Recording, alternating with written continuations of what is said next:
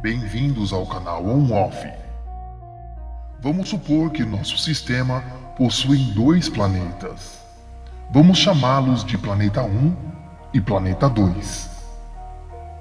O Planeta 1 está a 70 milhões de anos-luz distante do Planeta 2. Digamos que, se alguém pudesse observar com um super binóculo do Planeta 1 até o Planeta 2, segundo os pesquisadores, as imagens demorariam 70 milhões de anos-luz para que essa pessoa pudesse ver alguma imagem de volta. Ou seja, pela lógica, a pessoa estaria observando o passado daquele planeta, podendo ver até mesmo os animais já extintos. As imagens demorariam exatamente 70 milhões de anos-luz para chegar a outro planeta, fazendo com que a pessoa pudesse observar o passado daquele planeta. Achou interessante? Se você estudar física quântica, terá a oportunidade de aprender muito mais mistérios. Mas o que quero te mostrar aqui é, na realidade, que o mundo espiritual é exatamente desse mesmo jeito. Ou seja, Deus não está vendo o futuro, ou está no presente, ou preso ao passado. Deus está no mesmo plano ao mesmo tempo. Deus não está determinado ao tempo. Ele contempla o plano panoramicamente, de uma só vez, passado, presente e futuro. E é por isso que a Bíblia diz que as pessoas que morreram estão dormindo, mas ao mesmo tempo já estão em lugar de tormento ou paraíso. Uma pessoa que morreu há 5.000 anos atrás está dormindo há 5.000 anos, mas para essa pessoa ela já está em um lugar de tormento ou paraíso. Não existe a função de tempo no mundo espiritual, ou seja, quando a pessoa morre, elas dormem, mas ao mesmo tempo elas já estão julgadas. Porque no mundo espiritual, para Deus, tudo o que está acontecendo já aconteceu.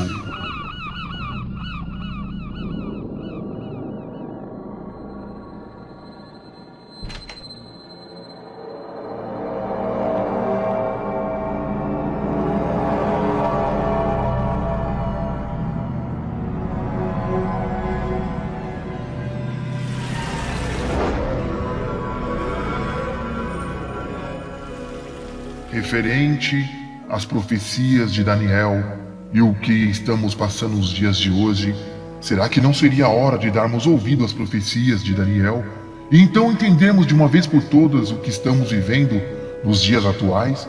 O profeta Daniel viveu mais de 500 anos antes do nascimento de Jesus Cristo, no entanto, escrito há milhares de anos atrás, mas com assuntos tão atuais que farão vocês se surpreenderem com as informações reveladas. Vocês perceberão que Deus sempre esteve no comando, pois Ele foi, Ele é e sempre será. Daniel sempre foi muito sábio, considerado justo em seus caminhos e temente às leis de Deus. Ainda na sua juventude, o rei vigente Nabucodonosor atacou Jerusalém e levou para o cativeiro vários membros da nobreza israelita, inclusive Daniel. Daniel 13:14 foi escolhido para trabalhar e ser treinado junto com outros jovens, também inteligentes, e durante 3 anos aprendeu sobre a cultura da Babilônia, sua língua e exercer funções no reinado de Nabucodonosor. Mesmo treinado em outra cultura, Daniel nunca esqueceu as leis de Deus.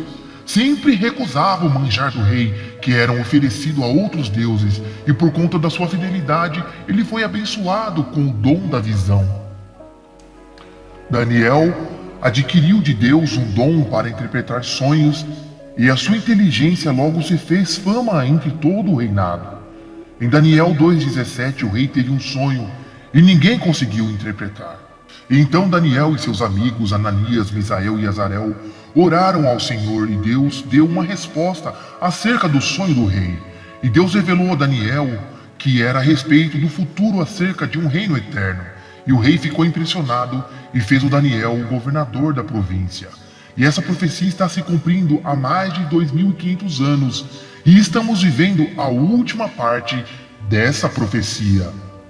Mas antes de começarmos a revelar esse segredo, gostaria que se inscrevesse no canal e ativasse o sininho. O que eu faço aqui é de graça e não tenho canal restrito e nem plataforma paga, mas dependo da sua inscrição aqui no canal On-Off. segue a interpretação do sonho do rei. Tu olhaste, ó rei, e diante de ti estava uma grande estátua. Uma estátua enorme e impressionante, e a sua aparência era terrível. E a cabeça da estátua era feita de ouro puro, o peito e o braço eram de prata, o ventre e os quadris eram de bronze, e as pernas eram de ferro, e os pés eram em parte de ferro e uma parte de barro. Enquanto estava observando, uma pedra soltou-se sem auxílio de mãos, atingiu a estátua nos pés de ferro e de barro e o esmigalhou. Então o ferro, o barro e o bronze, a prata e o ouro foram despedaçados, viraram pó, como o pó da debulha do trigo na eira durante o verão. O vento os levou sem deixar vestígio, mas a pedra que atingiu a estátua se tornou-se uma montanha e encheu toda a terra. O rei não havia contado para ninguém o seu sonho, e o mais surpreendente é que, além do sonho, Daniel trouxe a interpretação que falava sobre o futuro, que na realidade é o presente em que vivemos hoje. Há tanta sabedoria que essa profecia já deixou a ciência de joelhos, e os mais sábios historiadores estarrecidos com tantas riquezas de detalhes e acertos que já aconteceram e estão acontecendo até as presentes datas.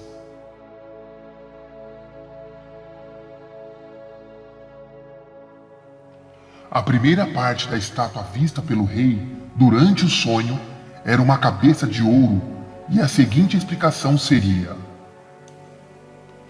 Tu, ó rei, és rei de reis. O Deus dos céus te tem dado domínio, poder, força e glória. Nas tuas mãos ele colocou a humanidade, os animais selvagens e as aves do céu. Onde quer que vivam, ele fez de ti o governante de todos eles. Tu és a cabeça de ouro. Não houve na história do mundo um governo mais poderoso do que o governo da Babilônia. E o ouro era o símbolo daquele império. Além do domínio mundial, a sua divindade era Bel-Marduk, uma imagem feita completamente de ouro maciço. Por isso esse reino é representado pelo ouro, pela cabeça de ouro. E a segunda parte da estátua, peito e braços de prata, mostra o fim do reino mais poderoso da época. Por mais poderoso que fosse a Babilônia, Daniel profetizou que pelo sonho ele teria um fim. Anos depois da coroação de Nabucodonosor, ele foi derrotado e outro reino haveria de assumir o poder mundial. Depois de ti surgirá um outro reino inferior ao teu. Belsazar, ou Beltesazar, foi o último rei da Babilônia e ele era o filho mais velho de Nabonido. A lista de reis da Babilônia mencionava Beltesazar como o rei da Babilônia, sendo o corregente de Nabonido, que reinou por 17 anos. Beltesazar fez um banquete aos deuses profanos, usando todos os utensílios roubados do templo de Jerusalém. Em um dado momento, uma mão misteriosa apareceu e escreveu na parede umas letras indecifráveis. O rei mandou chamar todos os sábios do reino, prometendo grande recompensa. Como ninguém conseguiu, a rainha mencionou e contou tudo sobre Daniel. E Daniel, mais uma vez, interpretou as letras e as suas profecias escritas na parede. Esta é a inscrição que foi feita: Mene, Mene, Tekel, Parsim. E este é o significado dessas palavras. Mene, Deus contou os dias do teu reinado e o determinou o seu fim. Tekel, foste pesado na balança e achado em falta. Pérez, teu reino foi dividido e entregue aos medos e persas. Naquela mesma noite o exército inimigo invadiu o reino e matou o rei Belsazar, e tomaram o reino, e assim foi. Como a prata é inferior ao ouro, o reino de prata foi inferior à riqueza e à ostentação. Mas os braços representam maior extensão em relação à durabilidade. Os dois braços eram, na verdade, aliados, medos e persas. A terceira parte da estátua era feita de bronze, Depois que os medos e os persas derrotaram o Império Babilônico, governaram a terra por longos anos, sempre com derramamento de sangue. Porém, como o sonho ainda não era o fim, os tempos deles também chegaram ao fim. Em seguida surgirá um terceiro reino, o Reino de Bronze, que governará sobre toda a terra. Essa parte representa o domínio da Grécia sobre o mundo. Aos 33 anos, Alexandre o Grande liderou o exército grego na batalha que derrotou os medos e os persas, na chamada Batalha de Arbela, em 331 a.C. Por 160 anos, a Grécia dominou o mundo e polonizou suas culturas, a criação das notas musicais, aparições das harpas e salmos que influenciaram até os dias de Cristo. Seus super soldados com armaduras de bronze se diferenciavam tanto pelos estrategistas como na imponência e poder. Na quarta parte da estátua, as pernas de ferro. Estamos falando de Roma, em um sonho que foi interpretado há 605 anos antes de Cristo, e a sua tradução foi: finalmente haverá um quarto reino, forte como o ferro, pois o ferro quebra e destrói tudo, e assim como o ferro a tudo se despedaça, também ele destruirá e quebrará todos os outros reinos. Os romanos tomaram o poder dos gregos e passaram a dominar o mundo em 168 anos antes de Cristo. O poder e influência mundial era tão grande que foi comparado ao ferro, o metal que é capaz de destruir qualquer coisa, e as pernas longas significa que o Império Romano foi o maior entre todos os outros reinos. E esse reino foi dividido em duas partes, o Oriente e o Ocidente, representada pelas duas pernas. Roma era considerada violenta, com um exército quase indestrutível. O minério de ferro era o forte de Roma. Ainda em Daniel, capítulo 8, há outra profecia que dizia que esse quarto reinado se levantaria contra o príncipe dos príncipes, o nosso Senhor Jesus Cristo. Essa quinta parte da estátua traz o ferro misturado ao barro. O Império Romano durou até o quinto século da nossa era, quando as tribos bárbaros vindas do norte invadiram a Europa. E aqui está a tradução de Daniel. Como viste, os pés e os dedos eram em parte de barro e em parte de ferro. Isso quer dizer que este será um reino dividido, mas ainda assim terá um pouco de força do ferro. Embora tenhas visto ferro misturado com barro, assim como os dedos eram em parte de ferro e em parte de barro, também esse reino será em parte forte e em parte frágil. E, como viste, o ferro estava misturado com o barro. Isso quer dizer que se procurará fazer alianças políticas por meio de casamentos, mas essa união não se firmará, assim como o ferro não se mistura com o barro. Após os bárbaros invadirem a Europa, Roma foi dividida em 10 estados.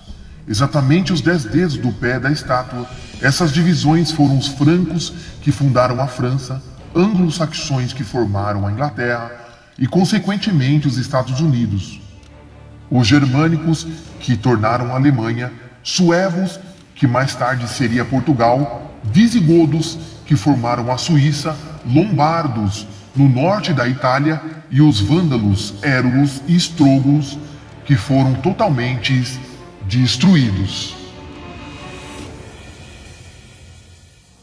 No final da profecia, Daniel declara que os reis procurariam unir seus reinos por meio de casamentos. Mas como o barro e o ferro não se fundem, essas uniões forçadas não funcionariam, e foi exatamente isso que aconteceu na Europa durante esse império. Há registro de casamento entre famílias reais.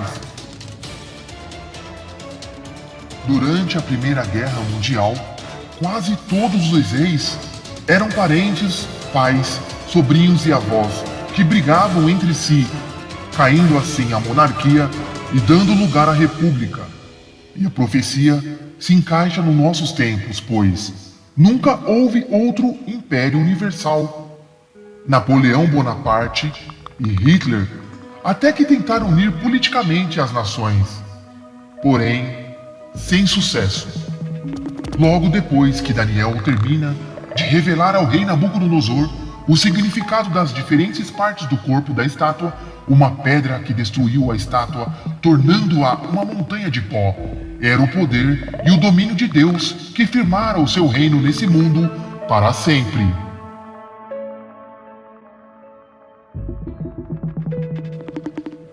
Essa pedra angular está escrito em Marcos 12:10 e Atos dos Apóstolos 4:11, que representa Jesus Cristo voltando à Terra para estabelecer um reino eterno. Não aqui nessa terra, pois em João 14:5 fala: Eu vou preparar-vos lugar e voltarei para recebê-los.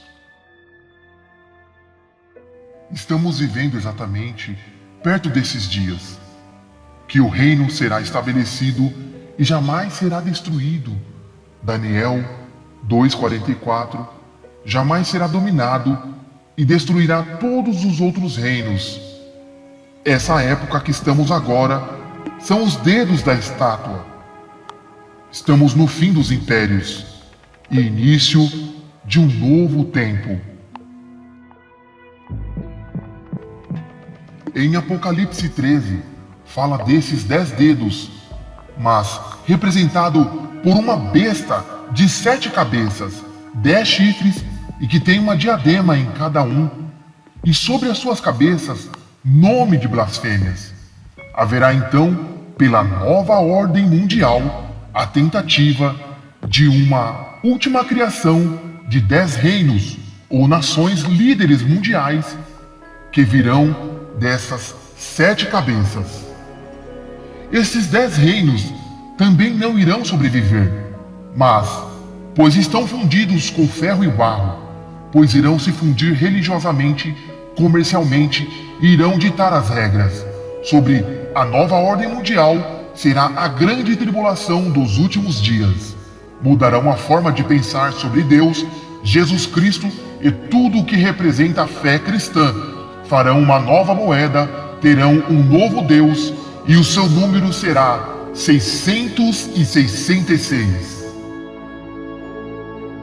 Essa nova junção que começou a formar com o marco da pandemia, há uma corrida maluca entre os reinos para protagonizarem os 10 reinos soberanos.